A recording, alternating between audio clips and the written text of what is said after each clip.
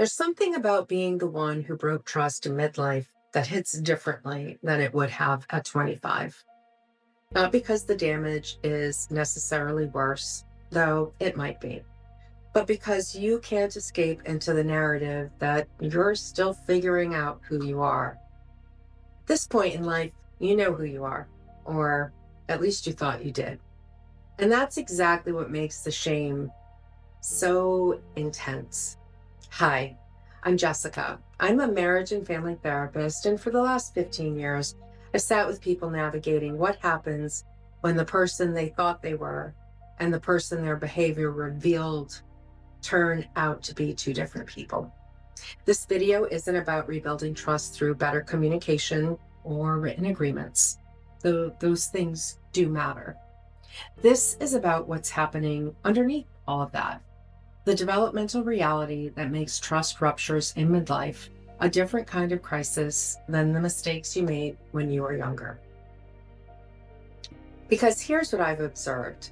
When you break trust at 45, you're not just dealing with relational repair. You're dealing with an identity rupture. And until you understand what your shame is actually pointing to, you can't do the work that needs to be done. Here's what I want to explore with you. First, why midlife trust breaks carry a specific developmental weight that younger ruptures don't. This isn't just about consequences. It's about what Erickson called generativity and what happens when your behavior contradicts the legacy you thought you were building. Second, what shame is actually diagnosing in this situation. Not the shame itself, that's just the alarm system, but what it's alerting you to about the gap between your stated values and your enacted life.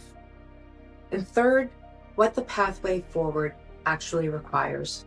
Not performative analogy or behavioral checklists, but the kind of integrity work that makes repair possible.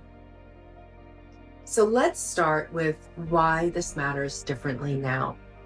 Erik Erikson, the developmental psychologist who mapped the stages of adult life, identified midlife as the period of generativity versus stagnation. Generativity isn't just about having children or mentoring others, though it can include that. It's about the felt sense that your life is contributing something meaningful, that you're building something that will outlast you.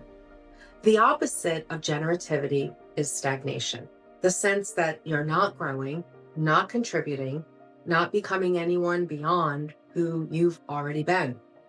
When you break trust in midlife, you're not just violating a relationship, you're potentially confirming stagnation.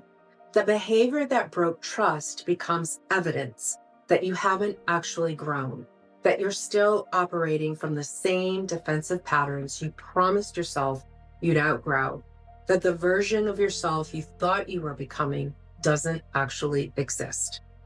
This is what philosopher Alasdair MacIntyre would call narrative unintelligibility. Your life is supposed to tell a coherent story. The professional who values integrity, the parent who prioritizes presence, the partner who honors commitment. And then you do something that makes that entire narrative collapse into incoherence. At 25, you could say, I'm still figuring out who I am.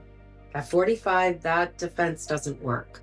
You've had decades to figure it out. You've made explicit commitments about the kind of person you are. And now, the evidence suggests you were wrong about yourself. The shame you're feeling isn't just about hurting someone else, though that's real. It's about the terror that you've wasted decades constructing an identity that your actual behavior reveals to be fiction. That's the developmental weight. And it's why just communicate better doesn't touch what's actually happening. If this is resonating with what you're experiencing, would you tap the like button? It helps others who are navigating this same territory find their way here. So, what is shame actually pointing to here? Brené Brown's research on shame resilience identified something crucial. Shame isn't weakness. As Brown defines it, Shame is the intensely painful feeling that we are flawed and therefore unworthy of connection. It's a focus on the self, not on behavior. At midlife, that focus has particular characteristics.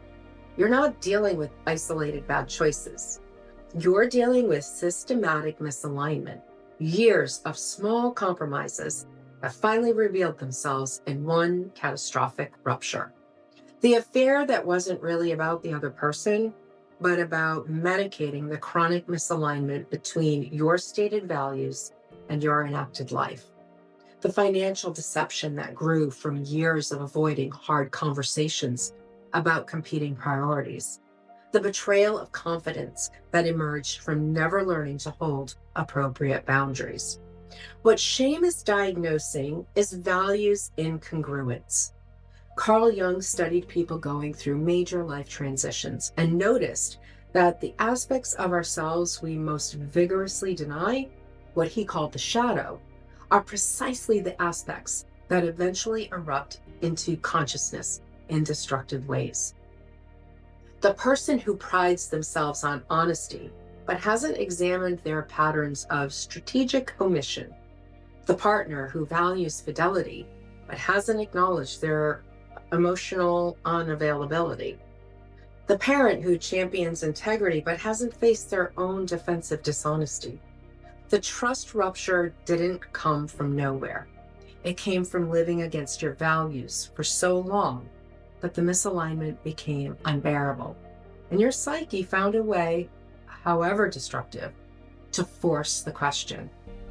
This is what makes the shame so specifically painful. It's not just, I did a bad thing. It's, I've been lying to myself about who I am, and now I can't unsee it. That level of shame, which researchers distinguish from guilt by its focus on identity rather than behavior, can't be resolved through apology alone. Because you're not just apologizing for an action, you're confronting the entire architecture of self-deception that made the action possible. If what I'm describing connects to your experience, please consider subscribing. I release videos 3 times a week exploring the ins and outs of midlife, what to expect, frameworks that help make sense of what feels chaotic, and ways to navigate these transitions with more clarity. So, what does repair actually require? Not the performative work of rebuilding trust, writing agreements, increasing communication frequency, or demonstrating changed behavior. Those things matter, but they're further downstream. What has to happen first is what Viktor Frankl would call tragic optimism, the willingness to face the full weight of what happened without collapsing into despair, and to find meaning in the work of repair itself. Here's what that looks like practically. First, you have to distinguish between repairing the relationship and repairing your integrity. These are related but not identical projects. The relationship may or may not survive. That's not entirely within your control. But your integrity work is yours to do regardless. Integrity work at this stage means identifying where your enacted life diverged from your stated values, not just in the moment of rupture, but in the years leading up to it. What were you avoiding? What conversations did you not have? What parts of yourself did you refuse to acknowledge? What compromises felt small at the time, but accumulated into systematic misalignment? This isn't about beating yourself up. It's about diagnostic precision. You can't repair what you can't see clearly. Second, you have to develop what Brown calls shame resilience, the capacity to acknowledge your behavior without collapsing into worthlessness. This is harder than it sounds. The pull toward either defending yourself, as in, I'm not really that person, or annihilating yourself, I'm irredeemably broken, is very intense. What's required is the narrow path between them. I did this thing that violates my values. I now have to understand how I became someone capable of doing it, and I have to do different work now. Third, you have to accept that relational repair operates on the other person's timeline, not yours.